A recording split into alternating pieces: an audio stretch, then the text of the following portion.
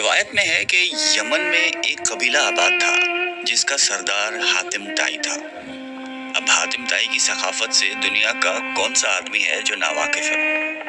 رسول اللہ صلی اللہ علیہ وآلہ وسلم کے زمانے میں کچھ لوگ جب قید ہو کر آئے اور آپ علیہ السلام کو یہ پتا چلا کہ ان قیدیوں میں حاتم طائی کے قبیلے کی ایک خاتون بھی ہیں، تو حضور پاک صلی اللہ علیہ وآلہ وسلم نے ارشاد فرمایا کہ خاتون کو رہا کر دیا جائے۔ خاتون کو جب رہائی کی خوشخبری سنائی گئی تو اس نے یہ کہہ کر آزاد ہونے سے انکار کر دیا کہ میرے ساتھ قبیلے کے دوسرے افراد بھی ہیں۔ آپ علیہ السلام نے پورے قبیلے کو آزاد فرما دیا اور مال غنیمت بھی واپس کر دیا، اور نہ صرف اپنی طرف سے انعام و اکرام سے نوازا بلکہ بنفس نفیس سرحد تک چھوڑنے کے لیے تشریف لے گئے۔ حاتم طائی کی سخاوت کے ضمن میں ایک قصہ بیان کیا جاتا ہے کہ روم کے بادشاہ کی دربار میں ایک دن حاتم طائی کی سخاوت کا تذکرہ تھا۔ ایک شخص نے بتایا کہ حاتم طائی کے پاس ایک بہترین عمدہ نسل کا گھوڑا ہے جو ہوا کی رفتار سے دوڑتا ہے۔ خوبصورت اتنا ہے کہ جو بھی اس کو دیکھتا ہے بس دیکھتا ہی رہ جاتا ہے۔ حاتم طائی اور اس کے گھوڑے کی تعریف سن کر بادشاہ بولا کہ جب تک کسی آدمی کو آزمایا نہ جائے اس وقت تک اس کے بارے میں کوئی رائے قائم کرنا عقل اور شعور کے خلاف ہے۔ بادشاہ نے وزیر سے کہا کہ تم خود جاؤ اور حاتم طائی کی سخاوت کے بارے میں ہمیں معلومات فراہم کرو اور کسی ایسی چیز کا مطالبہ اس سے کرو جو اس کی نظر میں سب سے زیادہ قیمتی ہو۔ دربار میں ایک درباری نے کہا کہ حاتم طائی کے لیے سب سے زیادہ عزیز اور سب سے زیادہ قیمتی سبا رفتار ایک گھوڑا ہے۔ بادشاہ کو درباری کی یہ بات پسند آئی اور اس نے وزیر سے کہا کہ تم خود حاتم طائی کے پاس جاؤ اور اس سے وہ گھوڑا مانگ لاؤ۔ اگر وہ گھوڑے کا ایثار کر دیتا ہے تو حاتم طائی یقیناً صحیح ہے۔ روم سے چلا ہوا یہ وفد منزلیں طے کرتا ہوا رات کے وقت حاتم طائی کے گھر پہنچا۔ جس وقت یہ وفد وہاں پہنچا موسلا دھار بارش ہو رہی تھی۔ گھپ اندھیرے میں بادلوں کی گرج ماحول کو خوفناک بنائے ہوئے تھی۔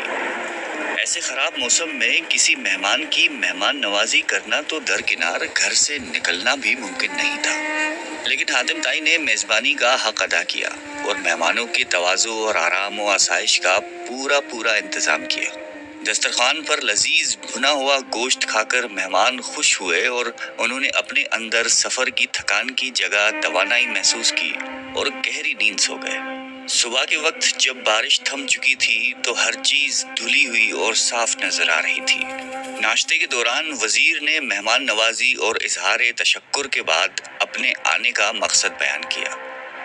کہا کہ ہمارے بادشاہ کو آپ کے گھوڑے کے بارے میں بہت کچھ بتایا گیا ہے۔ گھوڑے کی تعریف سن کر بادشاہ چاہتا ہے کہ آپ اپنا گھوڑا بادشاہ سلامت کی خدمت میں نظر کر دیں۔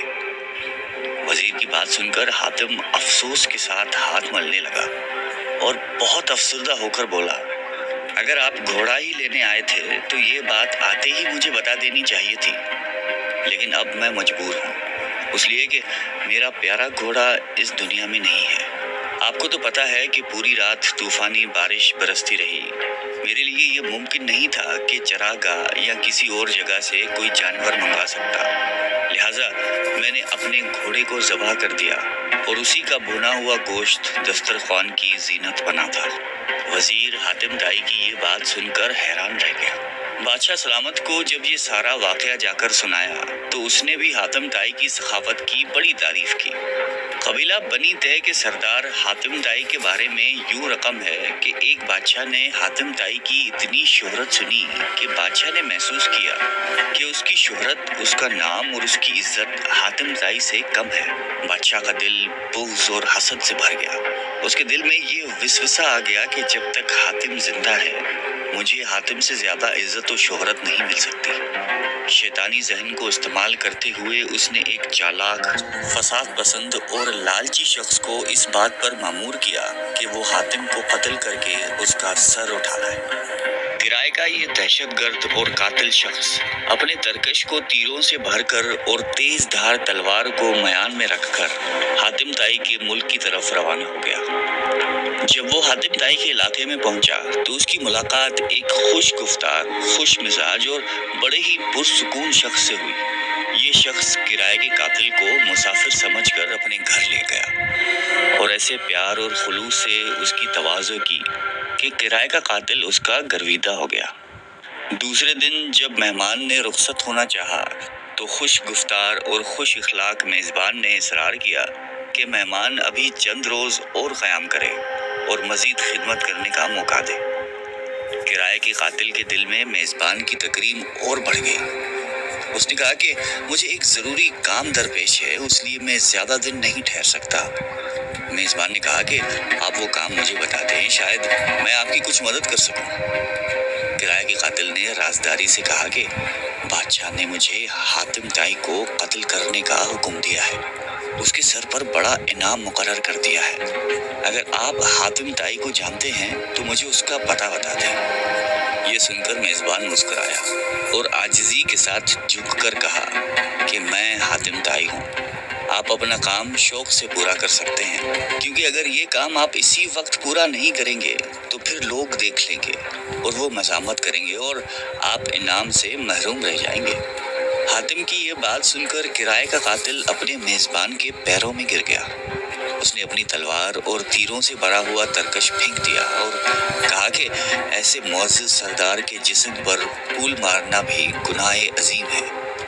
سخاوت کے بارے میں ایک مجلس میں حضور قلندر بابا اولیاء رحمۃ اللہ علیہ نے فرمایا کہ ایک شخص حضور صلی اللہ علیہ وآلہ وسلم کی خدمت اقدس میں حاضر ہوا اور اس نے عرض کیا کہ یا رسول اللہ، مجھے شہد چاہیے۔ آپ علیہ السلام نے فرمایا کہ عثمان کے پاس چلے جاؤ۔ جب یہ شخص حضرت عثمان رضی اللہ تعالیٰ عنہ کی خدمت میں پہنچا تو وہاں بہت سارے اونٹ بیٹھے ہوئے تھے اور گیہوں کی بوریاں لادی جا رہی تھی۔ اس شخص نے دیکھا کہ ایک بوری کا منہ کھل گیا اور اس میں سے چند کلو گیہوں زمین پر گر گئی۔ حضرت عثمان رضی اللہ تعالیٰ عنہ نے جب یہ دیکھا تو انہوں نے اپنے ملازم سے باز پرس کی اور اس کو ڈانٹا ڈپٹا کہ یہ گیہوں زمین پر کیوں گرا ہے۔ آنے والے شخص نے یہ دیکھ کر واپسی کا فیصلہ کیا اور پھر آپ علیہ السلام کی خدمت میں حاضر ہوئے اور فرمایا کہ یا رسول اللہ، مجھے شہد چاہیے۔ حضور اقدس صلی اللہ علیہ وآلہ وسلم نے پھر یہی ارشاد فرمایا کہ عثمان کے پاس چلے جاؤ۔ سوالی شخص نے ساری کارگزاری بتائی۔ آپ علیہ السلام نے پھر بھی فرمایا کہ عثمان کے پاس چلے جاؤ۔ یہ شخص دوبارہ حضرت عثمان غنی رضی اللہ تعالیٰ عنہ کی خدمت میں حاضر ہوا اور ان کے ملازم سے شہد مانگی۔ ملازم نے حضرت عثمان رضی اللہ تعالیٰ عنہ سے کہا کہ اس آدمی کو شہد چاہیے۔ حضرت عثمان غنی نے فرمایا کہ اسے شہد دے دو۔ ملازم نے برتن مانگا۔ آنے والے شخص نے کہا کہ میرے پاس تو برتن نہیں ہے۔ ملازم نے پھر حضرت عثمان غنی رضی اللہ تعالیٰ عنہ سے عرض کیا کہ حضور، اس کے پاس تو شہد لینے کے لیے برتن ہی نہیں ہے۔ حضرت عثمان غنی نے فرمایا کہ شہد کا کپا اٹھا دو۔ آنے والے شخص نے کہا کہ میں کمزور آدمی ہوں، اتنا زیادہ وزن تو اٹھا نہیں سکتا۔ ملازم پھر حضرت عثمان غنی رضی اللہ تعالیٰ عنہ کے پاس گئے اور کہنے لگے کہ آنے والا شخص بہت کمزور ہے اور اتنی شہد اٹھا نہیں سکتا۔ حضرت عثمان غنی رضی اللہ تعالیٰ عنہ کو ملازم کی بار بار مداخلت پسند نہیں آئی۔ ذرا تیز لہجے میں فرمایا کہ اونٹ پر لاد کر دے دو، اور آنے والا شخص اونٹ پر شہد لے کر چلا گیا۔ یہ واقعہ بیان کر کے حضور قلندر بابا اولیاء رحمۃ اللہ علیہ نے فرمایا کہ مجھے اس بات پر حیرت ہے کہ ہر مسلمان دولت مند بننا چاہتا ہے، لیکن کوئی آدمی حضرت عثمان غنی رضی اللہ تعالیٰ عنہ کے طرز عمل کو اختیار کرنا نہیں جانتا۔ یہ پیغمبرانہ اوصاف اور طرز فکر جب بندے کے اندر متحرک ہو جاتے ہیں تو وہ دیکھ لیتا ہے کہ کوئی شے براہ راست موجود نہیں، ہر چیز کا وجود اللہ کی حاکمیت پر ہے، سارے جہانوں کا بادشاہ اللہ ہی ہے۔ انسان زندگی میں جس چیز کو حاصل کرنا چاہتا ہے تو ضروری یہ ہے کہ اس چیز سے متعلقہ لوگوں کی صحبت اختیار کی جائے، مگر ہم شیطان کی قربت کے کوگر ہیں تو شیطان کے اوصاف پسند کرتے ہیں، اور اگر ہم رحمان سے قریب ہونا چاہتے ہیں تو رحمان کی صفات اختیار کرنی ہوں گی۔ اگر آپ بھی اللہ تعالیٰ کی قربت اختیار کر کے کائنات میں ممتاز ہونا چاہتے ہیں تو اللہ کی مخلوق کی خدمت کیجیے۔ بلا شبہ محبت رکھنے والے لوگ اللہ کے